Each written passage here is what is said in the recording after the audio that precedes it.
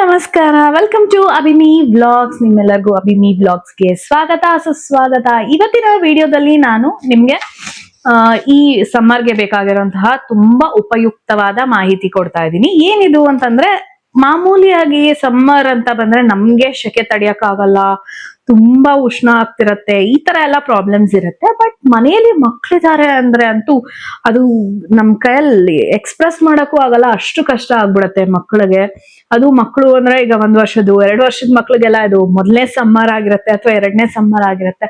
ತುಂಬಾ ಕಷ್ಟ ಪಡ್ತಿರ್ತಾರೆ, urine pass ಮಾಡಕ್ ಕಷ್ಟ ಪಡ್ತಿರ್ತಾರೆ, ಊಟ ಸರಿಗ್ ಮಾಡ್ತಿರಲ್ಲ, ಮೋಷನ್ ಪಾಸ್ ಮಾಡಕ್ಕೆ ಕಷ್ಟ ಪಡ್ತಿರ್ತಾರೆ, ಮಕ್ಕಳು ತುಂಬಾ ಶೆಕೆಯಿಂದ ಒದ್ದಾಡ್ತಿರ್ತಾರೆ. ಏನ್ ಮಾಡಿದ್ರೆ ಸರಿ ಹೋಗುತ್ತೆ, ಮಕ್ಕಳ ದೇಹ ಉಷ್ಣವನ್ನ ಹೇಗೆ ಕಡಿಮೆ ಮಾಡ್ಬೋದು ಅನ್ನೋದನ್ನ ನಾನು ಈ ವಿಡಿಯೋದಲ್ಲಿ ತಿಳಿಸ್ಕೊಡ್ತಾ ಇದ್ದೀನಿ. ಮೊದಲನೇದಾಗಿ ಮಕ್ಕಳಿಗೆ ಚೆನ್ನಾಗಿ ನೀರ್ ಕೊಡಿ. ಅವ್ರು ಎಷ್ಟು ನೀರ್ ಕುಡಿತಾರೆ ಅಷ್ಟು ನೀರ್ ಕುಡಿಲಿ, ಅಥವಾ ನೀರಿನ ಅಂಶ ಇರೋಂತಹ ಪದಾರ್ಥಗಳು, ಸೌತೆಕಾಯಿ, ಕಲ್ಲಂಗಡಿ, ಕರ್ಬೂಜ ಹಣ್ಣು, ಮಸ್ಕ್ ಮಲನ್ ನಂತರ ಇದೆಲ್ಲ ಕೊಡಿ.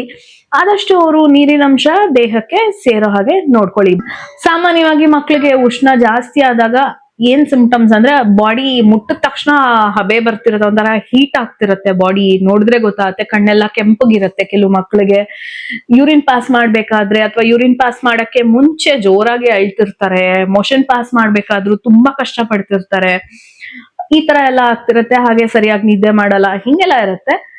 ಇಲ್ಲಿ ಜ್ವರ ಬೇರೆ, ಬಾಡಿ ಉಷ್ಣವಾಗಿ ಟೆಂಪರೇಚರ್ ಜಾಸ್ತಿ ಇರೋದು ಬೇರೆ. ಸೊ ಜ್ವರ ಬಂದ್ಬಿಟ್ಟು ಇಂಟರ್ನಲಿ ಇರತ್ತೆ, ಅದು ಜ್ವರ. ಇದು ಬಾಡಿ ಶೆಕೆಗೆ ಉಷ್ಣ ಆಗಿರತ್ತೆ. ಸೊ ಈ ಉಷ್ಣತೆಗೆ ಏನ್ ಮಾಡ್ಬೋದು ಅನ್ನೋದನ್ನ ನಾನು ಈ ವಿಡಿಯೋದಲ್ಲಿ ಹೇಳ್ತೀನಿ.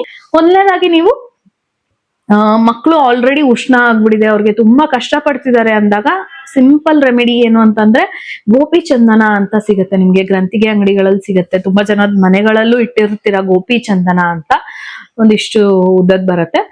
ನಾನು ನಿಮ್ಗೆ ವಿಡಿಯೋ ಪ್ಲೇ ಮಾಡ್ತೀನಿ, ಅದನ್ನ ನೀವು ನೋಡ್ಕೋಬಹುದು ಹೇಗೆ ಉಪಯೋಗಿಸ್ಬೇಕು ಅಂತ.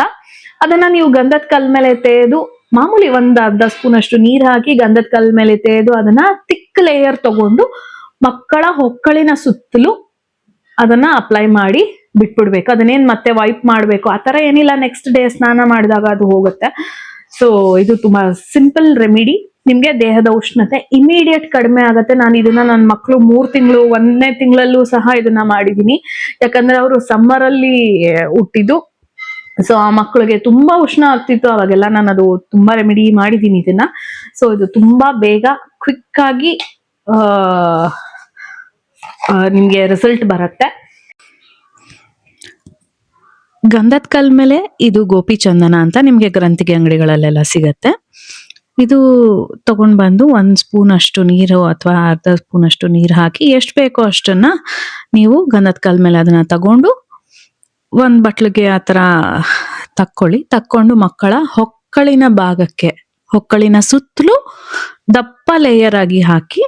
ನೀವು ದಪ್ಪ ಲೇಯರ್ ಆಗಿ ಹಾಕಿದಾಗ ಅದು ಡ್ರೈ ಆಗಕ್ಕೆ 1-2 ನಿಮಿಷ ಬೇಕು, ಸ್ವಲ್ಪ ಗಾಳಿ ಆಡ್ಲಿ, ಆಮೇಲೆ ನೀವು ಅದನ್ನ ವೈಪ್ ಮಾಡ್ಬೇಕು, ಆ ತರ ಏನಿಲ್ಲ. ಇಮಿಡಿಯೇಟ್ ಆಗಿ ಬಾಡಿ ಹೀಟ್ ಕಮ್ಮಿ ಮಾಡಕ್ಕೆ ಇದು ತುಂಬಾನೇ ಹೆಲ್ಪ್ ಮಾಡುತ್ತೆ. ನಿಮ್ ಮನೆಯಲ್ಲಿ ಗಂಧದ ಕಲ್ ಇಲ್ಲ ಅಂತಂದ್ರೆ ನೀವು ಅಂಗೈಯಲ್ಲೇ ಒಂಚೂರು ನೀರ್ ಹಾಕಿ ಅದನ್ನ ತೆಗಿಬಹುದು, ತೊಂದ್ರೆ ಇಲ್ಲ.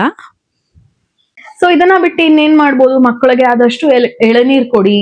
ಸೊ ಅದು ದೇಹದ ಉಷ್ಣತೆ ಕಮ್ಮಿ ಮಾಡುತ್ತೆ. ಹಾಗೆ ಮಕ್ಕಳೇನಾದ್ರೂ 3 ವರ್ಷದ ಮೇಲಿದ್ರೆ, ನಿಮ್ ಮನೆಗಳಲ್ಲಿ ಪ್ರಾಕ್ಟೀಸ್ ಇದ್ರೆ ಏನ್ ಮಾಡ್ಬೋದು, ಮಕ್ಕಳ ಅಂಗಾಲಿಗೆ ಒಂದು ಚಿಕ್ಕ ಗೋರಂಟಿ ಉಂಡೆಯನ್ನ ಅಂಟಿಸ್ಬಿಡಿ. ಅಂದ್ರೆ ಗೋರಂಟಿ ಚಿಕ್ಕದಾಗಿ ಹಾಕಿ. ಸೊ ಏನಾಗತ್ತೆ, ಮಕ್ಕಳಿಗೆ ಆ ಗೋರಂಟಿ ಹಾಕಿದಾಗ ಬಾಡಿ ಹೀಟ್ ನ ಗೋರಂಟಿ ಎಳ್ಕೊಳತ್ತೆ ಅಂತ ನಮ್ಗೆ ಹಿಂದೆ ಎಲ್ಲ ಹೇಳೋರು, ನಮ್ಗೆಲ್ಲ ಇದು ರೆಮಿಡಿ ಮಾಡೋರು. 3 ವರ್ಷ ದಾಟಿರೋ ಮಕ್ಕಳು ಅಥವಾ 5 ವರ್ಷ ದಾಟಿರೋ ಮಕ್ಕಳಲ್ಲಿ ನೀವು ಇದನ್ನ ಮಾಡಬಹುದು.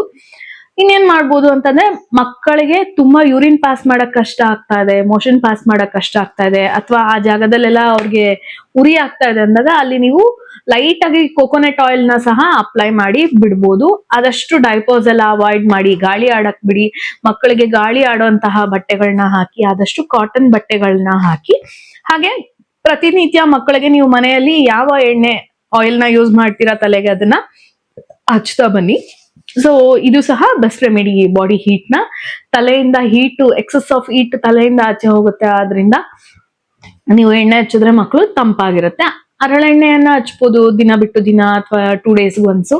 ಒಂದ್ ಸ್ವಲ್ಪ ಹರಳೆಣ್ಣೆಯನ್ನ ಹಚ್ಚಿ ಉಜ್ಜಿ ಉಷ್ಣವನ್ನ ಈಚೆ ತೆಗೆದು ಆಮೇಲೆ ನೀವು ಮಕ್ಕಳಿಗೆ ತಲೆ ಸ್ನಾನ ಮಾಡಿಸಬಹುದು. ಇದು ಸಹ ಒಂದು ಬೆಸ್ಟ್ ರೆಮಿಡಿ ಅಂತ ಹೇಳ್ಬೋದು.